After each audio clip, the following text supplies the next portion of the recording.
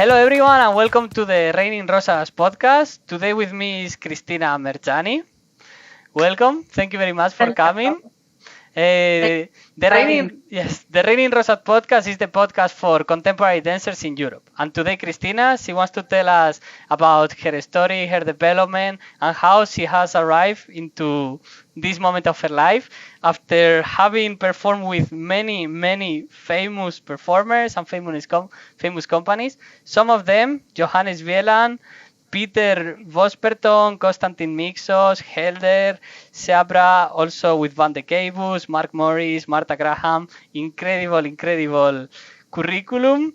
And now she's in Berlin right now teaching at Marameo. So how are you today, Christina? I'm good, thank you. Yes? I'm good, yeah. Wonderful. How was today? Busy and nice.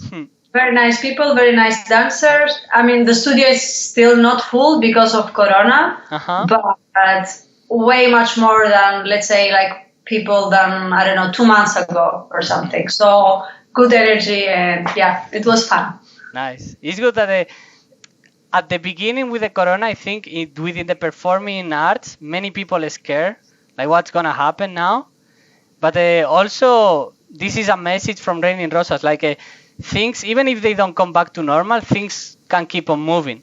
And the arts is something that has been with the human being for so long that we are not going to let that one pandemic eliminate performing arts. Of course.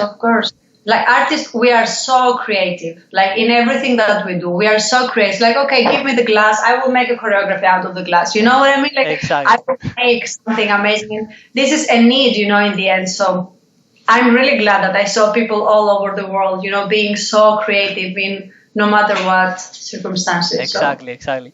So all those contemporary dancers out there, performing artists out there, we will go through this in a more creative way. So, Christina, you want to tell us briefly a bit of your path, your development? Yeah, sure. So what you would like to hear? So, okay, we can start like when and where did you start dancing? Okay, so I started in Corfu. Corfu is a beautiful island in Greece. And I started actually quite late. I started like 16 years old. Before I was doing running and sports and so on. And actually it was financial problem because my parents didn't have the money at the time. So I was working and going to the school at the same time. So I could collect money. I could start at 16. Wow. Yep. Wow. So 16 until 19, I was doing this. I had this situation. And then, my bigger dream, it was to be a dancer, obviously. So I was like, I gave everything. So 19 years old, I gave exams to the State School of Dance, which is in Athens. And I got accepted, and I was more than happy, as you can imagine. Yeah, it was like a miracle, because especially for girls, if you have done like only 3 years of dance, which in my case, it was 3 years of contemporary dance, and then only the second year I started ballet. So you can imagine only with 2 years of ballet, and people, with legs here, and, and I was like, but yeah. Yeah. So that's the story, let's say, the start. Let's go for the why. Like, why did you choose dance? Like, what was dancing at the beginning for you? Why? It's like, it sounds a bit, cliche and a little bit, cheesy and, like this kind of thing. But honestly, like, is this thing like, I remember myself moving the whole time. Yeah. Everywhere, on the streets, everywhere, all the time. That's my story. So I don't think it was like mental. It is just like moving, breathing, like existing. You know what I mean? Like different people have different qualities. So I find that was one of the important qualities that I felt that this is for me. I feel satisfaction doing it and watching it. Exactly. Yes. I have I mentioned it also within the Raining Rosas frame, like how many dancers. Because I have psychological background, I study psychology. I think, so nice. Yes, I think many of us we have ADHD, and I did the test myself, and I'm positive ADHD completely. But hearing stories like you is it connects so much with ADHD, because it's people that needs to move and they are very creative and they need a way of expression. So that's why I stopped conceiving ADHD as something negative, but as it's a gift. It's a gift. Of course. So you But have yeah. the thing is, like, in general, what I think, like, in general in life, whatever we have, it's a gift, because it depends how we see it. Yeah. If you see the negative side, everything has negative side. Even the chocolate is so tasty. It has negative side. Yes. Like, the chamomile, it's amazing. You drink it, you relax. But if you drink 2 kilos, 2 liters, Exactly. not a problem. So in the end, you will just make the best out of it, in general. So nothing problematic, you know what I mean? Yeah. And is this for me is the idea of canalizing the energy, like how, you are a very energetic person, you want to do thousands of things, and then depending on the environment also, some people tell you, no, this is not possible, you are crazy, you cannot do this. Of course. But like when you find like right environment, right discipline, right tools, and boom, suddenly, you become an artist like you. Yeah, and even if you don't find, I would like to say, because the easier thing is like to say that everything worked and I had support or blah, blah, blah. But also if you don't have all these kind of things, also it can lead you to the same direction. I just want to mention this because it's very often, like, I hear this from many dancers, like, I didn't have, or not only in dance, this is in general in life, like, if I would be in a different city, if my teachers were different, like, but then the responsibility goes out of us, and this is not always good. If I take the responsibility for myself, like, this is what I want to do, this is what I'm going to do, and then everything can change. So, because not all our teachers were amazing. Yes. Not all our friends were amazing. Not everything in life, it's not necessarily amazing, but it's also good, I don't know, to see, like, okay, this didn't work at all, and it was really bad for me. Mm-hmm. We learned something out of it. And for me, like, with all the bad teachers, honestly, now, of course, I appreciate the very good ones, but honestly, I appreciate the bad ones, because they teach me what I don't want to do never in my life. You know what I mean? So I never do it. So then I can help more just because of the bad experience, let's say. Yes, exactly. Yeah, I completely agree. And I mean, the case you were telling, the one of you were working while on the school, because then you had the money to pay for the dance school. I think that's a good tale and a very inspiring tale of how when you fight for something and when you are there putting your struggle, you build this energy later, this consistency, this resilience. Yeah. So very good story, very good example. So moving to education, because you mentioned the teachers. Mm-hmm. So why did you choose contemporary dance? Was KSOT the school? Yes, it was the State School of Dance, KSOT. What was the question again, man? So why contemporary? Why contemporary dance? Wow. Okay, listen. The first time that I saw contemporary, I was like, oh my God, what is this? Like, with the flow, and how everything is so smooth, but also it can go sharp and so more free, that it has more styles inside. And it's like, it's contemporary, you know what I mean? Like, you can put many things inside. I was like, I want this, I know that my body cannot follow right now, but I want this with all my heart. So it was quite clear and obvious that I'm dying, like, I'm melting. Nice. Nice. Okay. So then in the school, like the connection, KSOT, contemporary, because I think they cover a wider range of skills or subjects. So first, like the connection of KSOT and contemporary. The connection in which way, let's say? Like how in depth you can go within the contemporary technique, like about KSOT as education. Yeah. I mean, honestly, we had like very different techniques. We had contemporary, we had modern techniques like Martha Graham, that they are more old-fashioned, let's say, or Cunningham, different kinds of ballet at the same time, traditional Greek dance, and like technical classes, let's say. And also at the time that I was there, that was my possibility, for example, to dance piece from Vandekeybus and to collaborate with him, which is like great. And I was only on the second year of the education. I was like, I'm dying. So they were very different, like Graham people or Cunningham or Bass Cunningham or really contemporary. And it was quite interesting, to have different perspectives. And because the truth is like not all the dancers in the school, they were like in one direction, let's say contemporary dance. There were some that they were new classical, amazing dancers that you need to kind of use them and give the possibility to everyone. So in this sense, it was quite balanced, I would say. Mm-hmm. Yeah. So then, okay, let's go for what did you enjoy the most out of education? Out of education? Yeah, like which subjects or which specific choreographers or something. While I was studying or after? While you were studying. Right. First of all, there is there is one teacher in this school that actually she kind of changed my life. She was teaching choreography. Okay. Marisa Viñerato is her name. She was the most supporting person and the most artistic at the time because she gave so much space in the artistic view.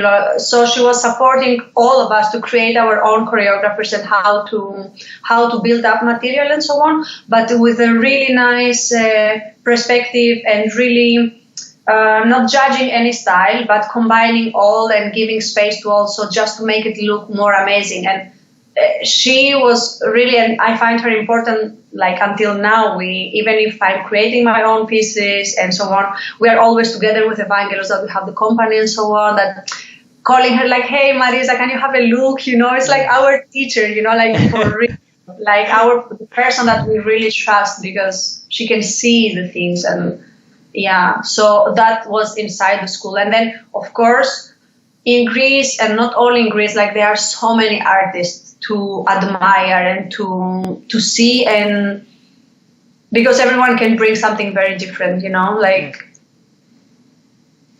I don't know, like I was impressed, of course, by Vandekeybus. Like when he came, it was so rough and like it was like dry and not dry also, the whole material, and very physical, very sexy at the time. We're doing what the body does not remember. It's like this part that the woman stays there and like you are in the airport and someone is checking you, and then the whole combination comes through this. I was like, so cool.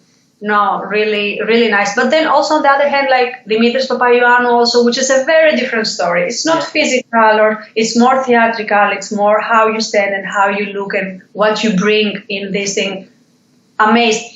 Of course, now he became like way much more famous than at the time when I was studying, and like in 2001 until 2004, he was still amazing. It's just that the world didn't know him so much because he became famous more after the Olympic Games and like worldwide and so on. Yes. But yeah, I want to say like they are different people, that there are some that they have more theatrical and mental, and the idea is amazing. They are more that it is the visual that I really like. They are more that others that I really like the emotions that they bring. Mm-hmm. So, but many people, I would say. I don't know. I just use some names now. I don't know what it's in my brain, but they are really like many. It's very good. It's very good. And actually, it's very connected because in Raining Rosas, we have this idea of performing arts. So, and many times it's combining, trying things, seeing if this work. It's also close to physical theater many times, no? Because we want to talk while we are performing. Mm-hmm. And then something that we notice in the contemporary world is like sometimes they focus too much on dance and they miss maybe other elements. Mm-hmm. So the question is like, did you miss any external element like the scenography, like more work on scenography, or more work on using objects, or more work on these acting skills in the KSOT the education? In my education. Yeah, during the education. Yeah. I mean, I'm the person that listen, like if we talk, like it really depends what you want to do. Because if you are a new classical dancer, you would like to do point shoes and, like dancing. How you say this in, not a duet, how you say this in ballet when they dance to people? Like coupling or partnering? No, that's my mother. No, it's partnering. Pas de deux, it came. Good. Like you would like to focus in this, let's say. Yeah. The thing is that for my case, what I was personally missing, because I miss the theater skills. Yeah. Maybe singing at the same time. Yeah. I would say. But I mean, if I would create my own education, yes. I would say like I would like also more to focus to objects, to create things, and makeup. It's something that I love. Yes. We have done a video dance there workshop. I would like to go more because now we are in 2020. Of course, video it's going like crazy. I would add promotion, how you promote yourself. Exactly. I would add psychology and how you believe to yourself in what you do. And this is something that I really care. And I'm really glad that I started actually coaching people and mentoring. And it's actually based on this, how I can support dancers to feel better and to be better. You know what I mean? Our world to change, because I see in dance, even we are performers. Yeah. So people believe that, oh no, you dancers, you are amazing and you believe to yourself, and it's like, no. Exactly. Wow, with so much insecurity that people cannot believe, and we are really hard to ourselves. Our profession is like we want everything again and again and to be perfect and so on. So I would say, and I'm really interested in supporting this side with different therapists. I also studied therapies, by the way. I studied homeopathy, theta healing, Chinese medicine, this kind of more alternative. Nice. I really accept the body, our mind and our soul to be in balance. So I kind of missed, I think, these things. I mean, I would add also martial arts. Yes. But maybe I have to create at one point my own education. Yes. Nobody. I think we share a lot of the view because in Reigning Rosas we have an online training, and the last week it's mindset. It's artistic mindset. And it's all these things working with insecurities, when to take decisions also. Because people like me, for example, if I start going down this, I like this, but what can I do with it? Can be so long. So it's good to have at least the mindset of we do this and we are going to do this, and this is what the product and this is this. Yeah. We can jump, no? Artists very often we can jump from one thing to the other until we find one pathway, which is also okay, but So very good, very good mind also with this perfect education. I like it a lot. So then we can move to what happened after the education. This moment, now we are lost. How was for you? No, I was not so much. I was not so much because I really knew what I want. Like for real, you know what I mean? Like when you really know with all your heart that this is what you want to do in your life, and this goal is very clear. Yes, it can be a little insecurity or I don't know, but things were okay. So I think I did the first audition. And right after, I graduated in 2004. In 2004, there were the Olympic Games happening in Greece. Nice. So it was another choreographer, Apostolia Papadamaki, her name, and she was choreographing for the Paralympic Games. So she was searching for some people to be her assistant and to perform and to also teach in many groups. We have thousands of people to teach. So my first thing, it was I had to perform in this thing, and I had to take Christina, okay, take 100 to 20 people and teach them. I was like, okay, let's go. Ta-da! Let's start. Okay. So that was my first job. It was okay, jump in the water now and do it, But it was easy because I loved it, you know what I mean? Yes. And I love challenge at the same time. Yes. I really like this. Yes. It's okay, how can I do it, Nice.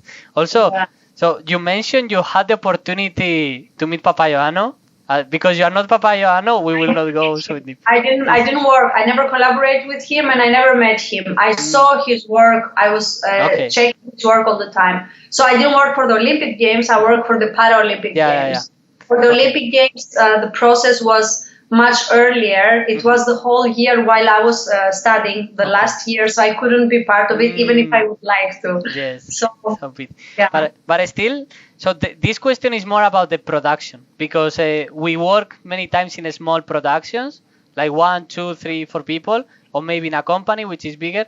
But what about this production, like Paralympic Games?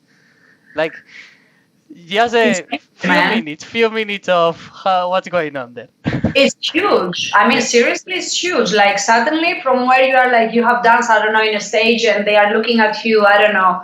We were in big theaters while we were in the State School of Dance, of course, and it was like, I don't know, 600 people, 7. And then you are like in thousands of people around you. Yeah. And you are like, okay, good, let's go. You know, like it's over you in a way. Yes. So also, I'm thinking about the team. Like, approximately, how many people do you think are working to make that happen?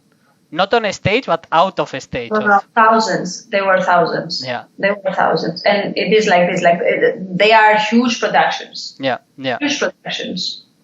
Yeah. And I think here it's a good moment to comment the financial aspect. Because many times in contemporary especially, people struggle a lot, and sometimes they go very cheap on themselves. But is to understand this level of, I mean, you are creating a universe, you are creating a world, you are performing, you are putting yourself, and it's only 30, 40 minutes, but there is a lot of work behind. So I think it's very important to put relevance on all this long process of work for one show, but it's the show after a lot of work, a lot of people. Yes. What's your point on this? I mean, people need to be educated, of course, and people need to know what is going on.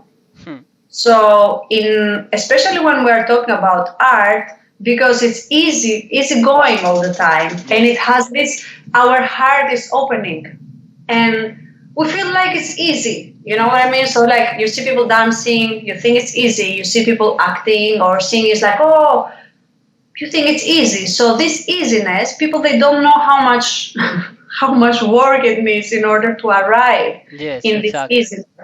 The same thing, it was like I used to organize a dance, contemporary dance festival, international, in Corfu, in the place that I grew up, actually, for 9 years there. Many important people came all over the world to perform, to teach, and to participate. There were people asking me, Christina, now you are coming, like you are going to come like a month earlier or something to organize the festival, no? And I was like, I'm organizing the whole year without any stop, except 10 days that I really forced myself to switch off the phone and not to work about it. And people, they don't know how much time and how much energy you need to put in things. But this is something that's why, like, this, by the way, this festival, all the shows, they were outside. So they were in public spaces, and people didn't need to pay anything. So actually it was our movement in order to bring people closer to contemporary dance and to understand that it's a beautiful thing, and it's not that abstract, and it's not like crazy stuff, you know what I mean? Yes. So, but we made it because, like, from the first year to the 9th, you could see the people growing all the time, and more people coming and understanding more what is contemporary dance and so on. And just having the information that it needs time, like all the other professions, and it needs energy, and it needs investment. And now that I say about investment, I was thinking the other day how much money, I just want to say this thing, how much money the dancers are giving in order to become better, like, except education, how many hundreds of workshops. So if you see the study compared to, I don't know, whatever, to doctors or whatever, I find the people that are close to the doctor studying with the years and the money that they spent. Yes. A lot of work. So I would just like to say that contemporary dancers, They work hard. Yeah. Actually, yeah. In Raining Rosas, some of the ideas that I have come up lately is like merchandising, because there is need of more money into performing, but then people are reluctant. They don't want to pay more for the tickets also. So then, some of the ideas I have is like sort of gifts. So for example, if I make a piece of nature, then at the end I can sell plants. And these plants are special because there is something unique of the plants that I put that is connected with the performance. So then part of this plant, obviously the plant can cost €2 if you buy it very cheap, but I'm selling it for 15 because it's special and it's connected with the performance. And then this profit is for the dancer, is for the production team, is for the people that is working behind. So obviously you are not buying the plant, you are paying the people behind the creation. And I think this can be a possibility of finding more, of getting more money within the performing, like giving something to people that they can keep after the performance also. Yeah, I see. No, it's a good idea. I mean, obviously we have to be open and to be creative. Also, not only artistically, I find, but also financially. It's another thing that I see a big difference in, especially in dance, I would say. Not all the parts, but if you compare, let's say, actors, singers, and dancers, they are getting paid way much less. How to say, like, if we take like the bigger names, I don't know, I take a name, I don't know, Madonna. Madonna. Sylvie Guillem. Yes. Can you compare how much money they take each other? Yes. Yes. Like, exactly. Uncomparable. Leonardo DiCaprio. Yes. No, it's uncomparable. Of course, it has to do with how many people they see or hear or take part. But I always thought a little bit like in dance, because you need the physicality. Yeah. So people are younger. Yeah. The brain is not working the same fast. The needs are not the same when you are 50 or when you are 20. So I think that people, they don't give value also, like the dancer. And this is something that I would like to, as a person, change for myself and also for others, like to really believe in ourselves. Because if I don't give value to myself, who's going to give me value, and who's going to pay bigger ticket, like a more expensive ticket, and who is going to invite me for double or 3 times money for me to create? I have to give value to myself. So this is something that we have to build it up together, and to give also to the next generation the possibility to work on things and to feel supported by us. Like, okay, if you go 30, 40, 50, you can still keep going and do what you do and still be supported with your family or with whatever you can do. And you don't just give up, 30 or 40 years old, say like, okay, now I'm done, I'm over. And then you go, when your brain starts working, you leave the dance part and then you give all your knowledge to something else. You know what I mean? Yeah. So I'm focusing to create space for everyone in order to value a little bit more dance, because first we dance. Yes. Yeah, but and then we talk, first is movement. So. Exactly. Yes. Completely agree. Okay, so then let's try, because you have worked with so many companies, with so many choreographers. Let's be positive and let's choose 1 or 2 best experience. But no, it's easy. You know what? I will go to Johannes Wieland. Nice. And Stella Zannou. Very good. Those 2. They will like to hear this. Why these 2? Definitely.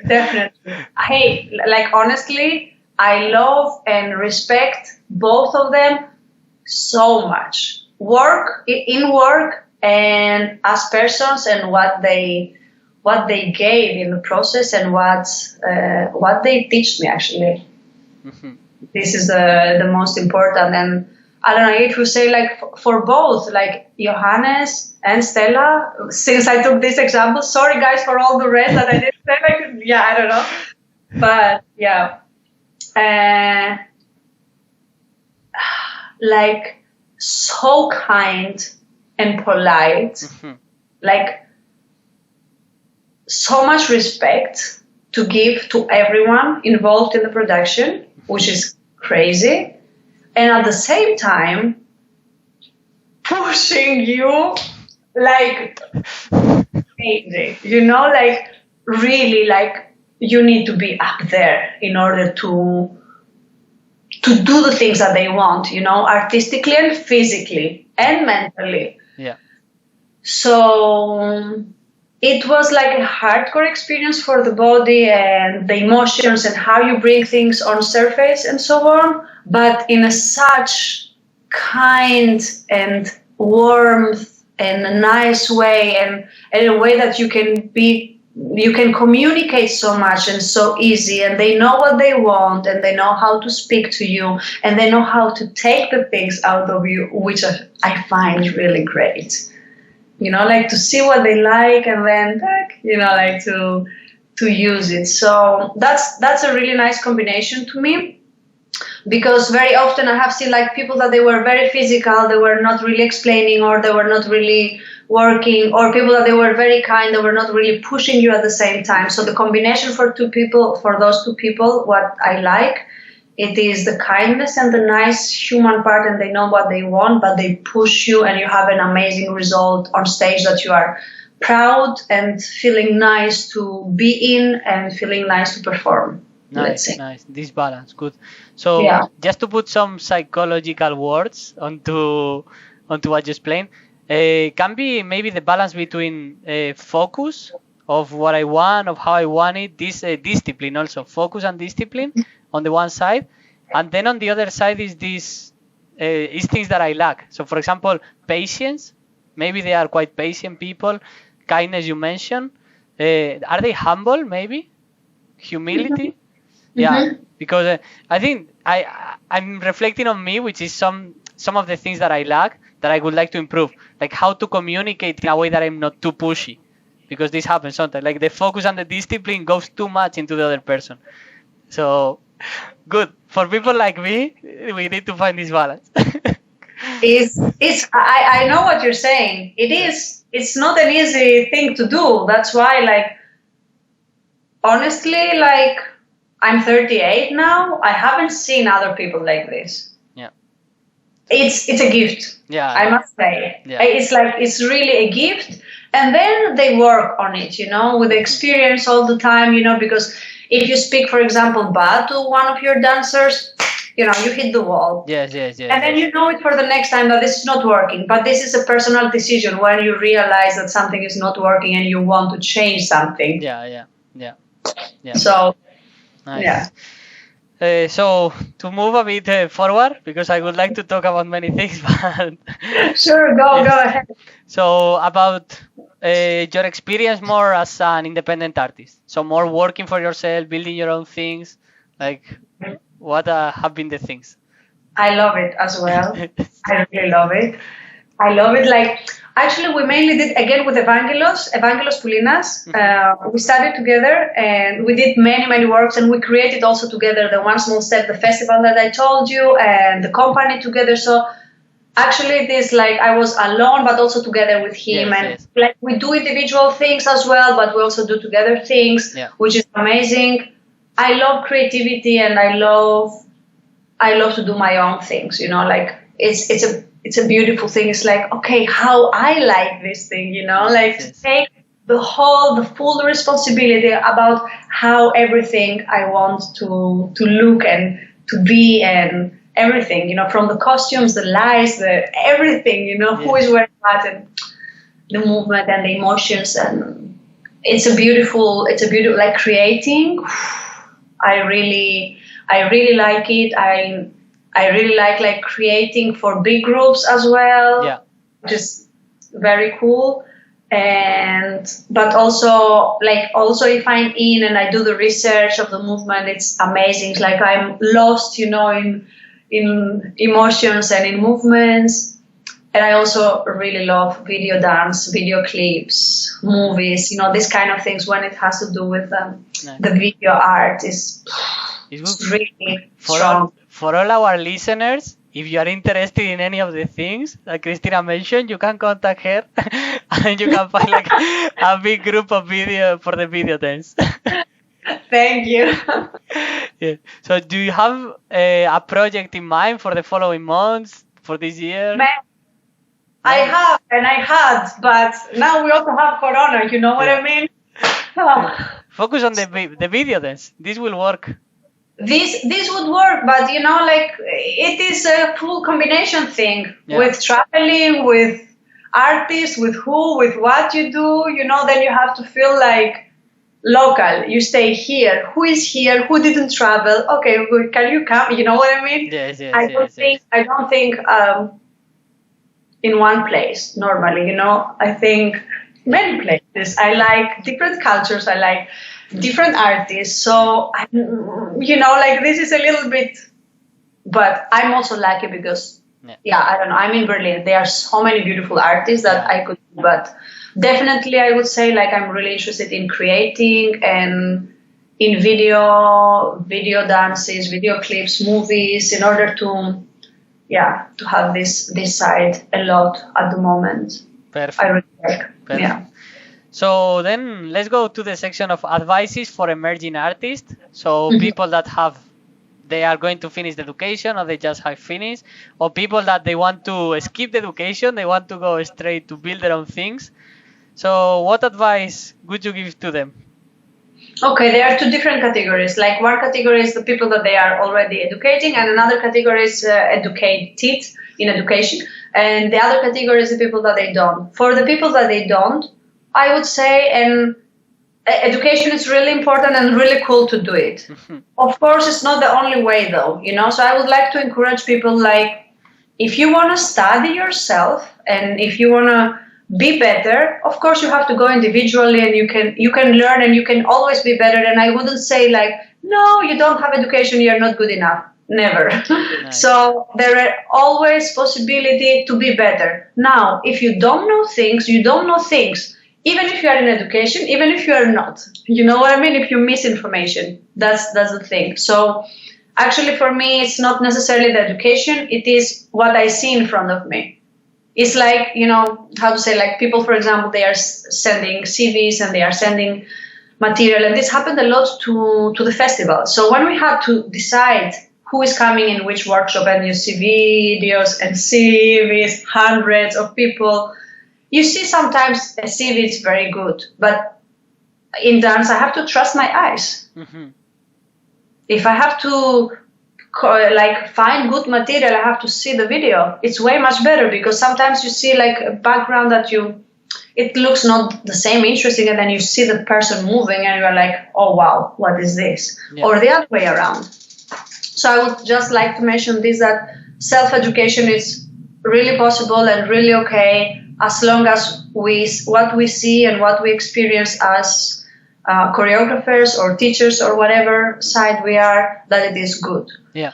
Now for the part that they are. Let's go a bit deeper into this. So yes. What is good for you? Like which criteria do you have when you have to select for a festival, for example?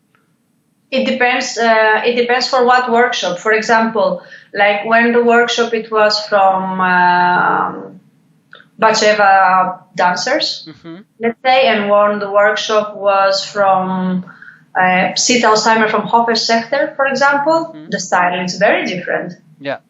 So I don't have to have in my mind, if my style, let's say, is more to Vandekeybus side, let's say, I cannot decide with this. With having Vandekeybus, I have to decide what it fits to Hofer's dancers, or what it fits to Batsheva dancers. You know what I mean? So it's very important. This is how for the festival especially, we were choosing to make sense, that to go in the place that I become one of the dancers, let's say, of Batsheva, and if I would be one of them, would I find interesting what I see or not? Okay, you know what? Okay. So the artists, where they were coming, where the dancer was coming of Batsheva to create a piece in Corfu, of course, we had to give them good material that I don't think it's good material that he thinks is good. You know what I mean? Yes. Perspective, I would say.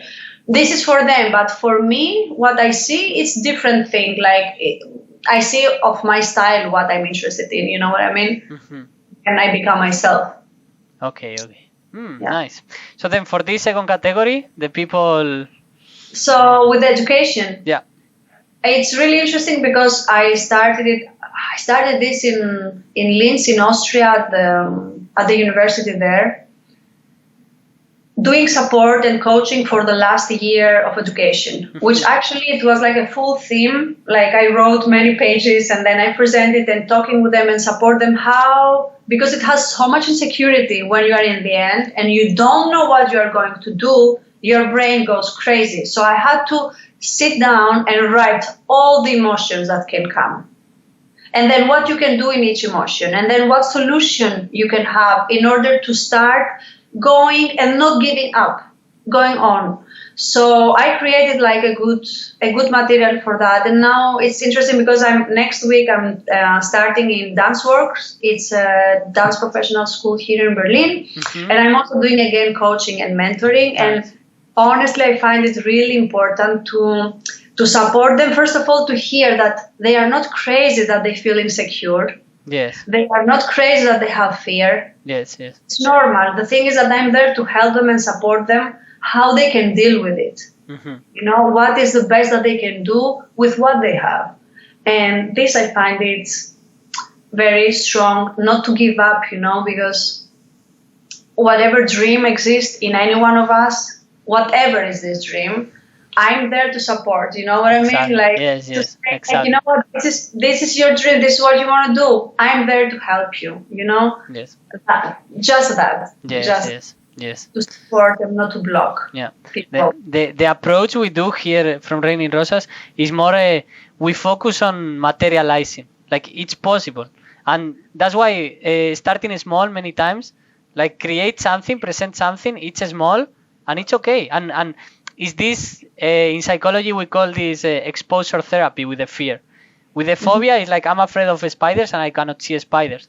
So I want to be with the spiders. I want to create a performance, but when I start, then I have all my blockages, all these things. No. So then do one small. Nothing happened. Nobody dies. You are still a normal human being. Then do next one. Do it bigger. Do it better. Do it more deeply, and then do another and another and another. Yeah. It's fears, man, are a big thing. A big thing. Yeah. And as long as we work, all of us, because we have so many, even if we say it or not, we have. As long as we go deeper, you might have die, you know? Like, yeah. So as long as we work on our fears, we can definitely become better and change our lives, you know, like. Yeah. Let's say I have many funny things I still do with myself. One of these is like saying them out loud, like in a very dramatic way. Like the last one, I presented at TikTok Center, and I was telling myself like after presenting this, I will get banned from all the theaters of the world. So nobody will want to see me again on the stage. So this is the fear. Obviously, probably it's not gonna happen. I think so. I'm presenting one next month also here in Valladolid. So that's the thing. Like you go to the extreme of the fear, and then it's like, okay, maybe it doesn't happen. Yeah, at least is how I like to do it.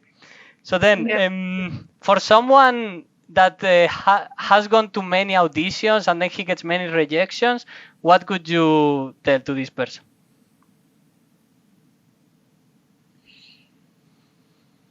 I would mainly work on the psychology of the person to find out the reasons that they are blocking, to find out where this person is deciding to go, to which kind of auditions, because sometimes we are sabotaging ourselves, you know what I mean? Yeah. If I go to an audition for ballet right now, I think that I'm going to sabotage myself. Or to a salsa audition, which involves, I have no clue, you know what I mean? Yes. You can sabotage. And the thing is like to make important questions like, why do you want to be there? It's very often people, they just go in order to be in a company. I not so much in this direction. I'm like, where your hearts want to be, where your heart belongs. It's so much easier because you just go, you do everything to go there. It's like you are in love.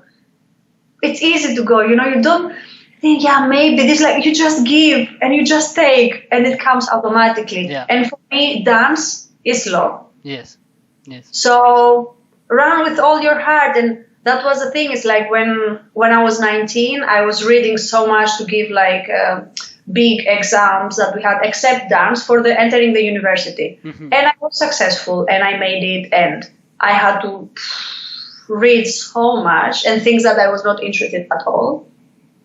So, which is really, funny thing. Yeah. Punishing. Yeah. And then in the end, I made it. I was successful to go, I don't know how you say this in English. It's like repairing buildings, let's say. Yes. It sounded very, wow, nice, and so on. And then you have this and you have dance. Yeah. So repairing buildings is like big thing. And dance is like, but dance, Right after that, after some years, I decided to go to dance, It's obvious.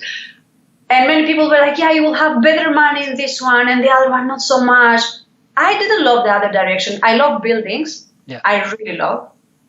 But it was not the 100% of mine. And then some years after, all the people that they were pushing me to say like, no, maybe Christina, if you think double and maybe you go to the repairing building university, then crisis came in Greece. So with the crisis, nobody was building. Yeah. Nobody was repairing. So I was like, and in the end, it worked. I made it work with a profession that 1% of the people that they are graduating, actually they are working because I just love it. Yeah. And this is what I can say. I do it because I love it. So why to waste time to go in auditions, to come back to your questions, to go in audition it's just for the job. Yes. It's just to be somewhere. If you don't give all your energy to go to really where you want to go, and also to make sure with questions with a person, if this person really wants to do it because this person wants, or this is a dream of the friend, of the sister, of the mother, I don't know. Exactly. It's important to guide the people to their dreams and not to the other people's dreams, or not to the successful. Maybe this choreographer is extremely successful and you want to be just for the success. This is not enough reason. Yes, exactly. It's not enough. Exactly, yeah. Well, this is what I would say to people that they are auditioning, to really go for it, to where their heart is there, and to work every day hard in order to get there. Very much agree. For those that know my story, which I explained it in another video, is very similar. I was doing a PhD on the university last years, and being in an office. Yes, in psychology. So also it sounds very good. PhD in psychology about this super nice topic. Reality is like you go to the office every day and your body needs to move, needs to express. So I explained it in another video, so you can find it. So then the last question for the person that is thinking about creating their own performances, their own creations, like what could you tell him? It depends what the person has struggles in.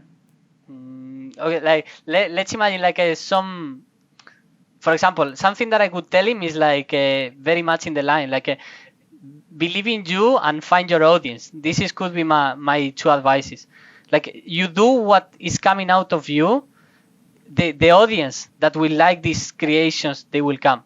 Because there are so many different type of people in the world. Like it's very funny in YouTube, these videos of unpacking toys, they have thousands of views. It's like unpacking, like toys? For example, I bought this microphone, and then I make a video of hello everyone, this is the new microphone, and these have thousands. And there are people doing a Kinder, like these Kinder eggs with the small toys. So they make videos of this, and the audience is extremely huge. So the thing is, there is audience for everything, and you will find the people, you will connect with them. Is my view because of the internet.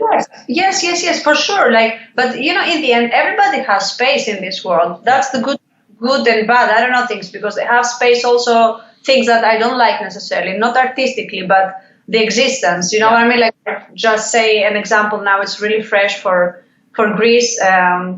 yesterday I saw the first time that they were, how do you say this in English? The golden sunrise, no? The golden dawn, yes, with the golden dawn that they go in the prison because of being racist and killing people and so on.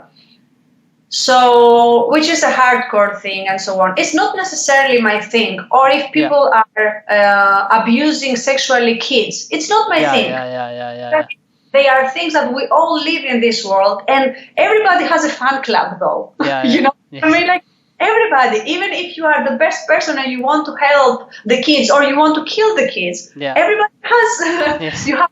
You know, sorry, I'm taking in a very extreme example now. It's very good because it helps me also to make this nuance. Because we work also in Reigning Rosas, we have a series of values. And I mean, someone that represents the movement or what we do, we stand for these values. And one of them is this, we think globally, so there is no racism, there is no point, we are human beings. Also, the kindness, no? Like, there is no point of hurting other people. So that's very good point, what you said. So you develop, you create, but these values, they are very important. So, the values are important, and also to know that good or bad, we like it or not, for everyone is space in the end. This is what I want to say. I don't agree with what I said before with the gift, but if you think that they have fan club, why we couldn't have in our creation, you know what I mean? Fan club. This is what I want to say, but the thing is, like, to make important questions to ourselves, like why I want to do what I'm creating. Because if it is I just want to express myself, it's also not enough. It's what I want to share with the people and why this thing is going to be important and where what I'm going to tell them is going to help them. How it's going to help them. So I kind of, in my creation, I kind of make, and in my teaching as well, I kind of make these kind of questions, why they will find these people amazing enough to follow me, why they will find it interesting to come and see what I do. You know, otherwise, if I don't answer these kind of questions for myself, why the others should? Why to follow me or you or whoever? So, but I would like to just this, like to dare to create and to dare to do things, because if you don't try and it stays like a thought and a dream which is far away, yes, I wish one day, you know, bring this day now, try it, and maybe you love it and maybe you don't. Exactly. No, it's like, because we kind of have a tendency to make big things, to make them big and place them somewhere really high that we cannot touch. And then when we touch it, we might even change our opinion. So it's better to try it, to taste it, and to know what you are dealing with, because being a creator, you have to really know how you work with a bigger group. You really have to know how you speak. You really have to know financial situation. You really have to know promotion. You really have to know so many things, or money, to pay very good people in many different spots, but still you have to coordinate all these people. So it's a lot of work, you know what I mean? It's a lot of work, let's say, which if you love it, go do it. And very connected, the thing of starting today. Like, if you postpone because it's the big dream for the future, the days pass by. So start today.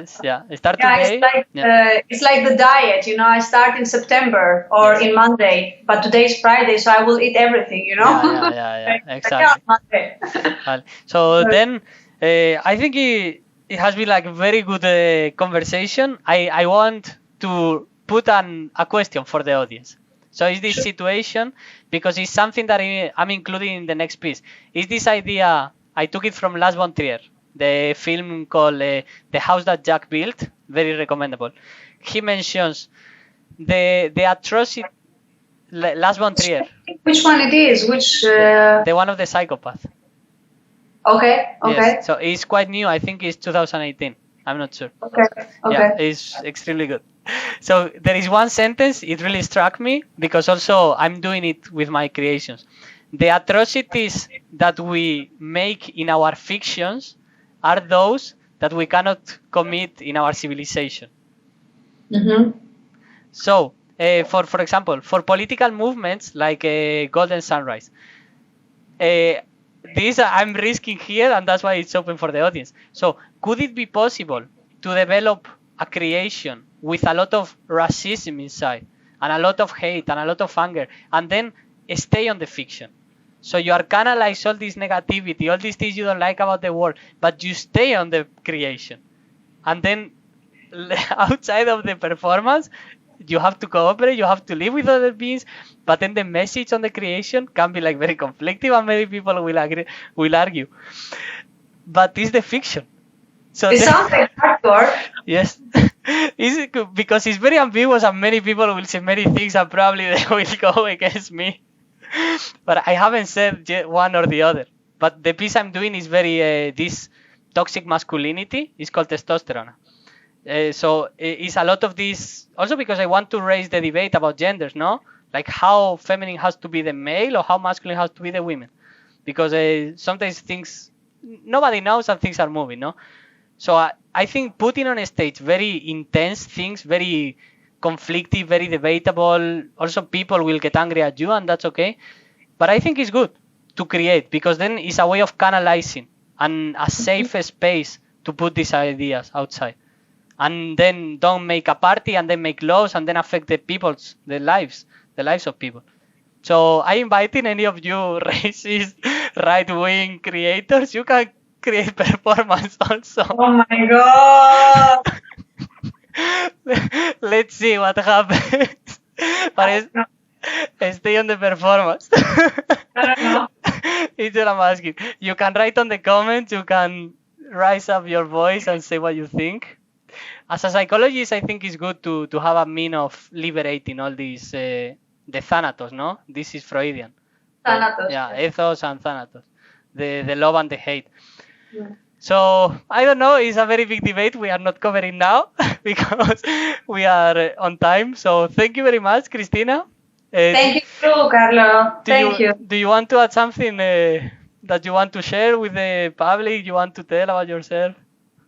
Oh, I would like to share that I hope that we will come back to normality.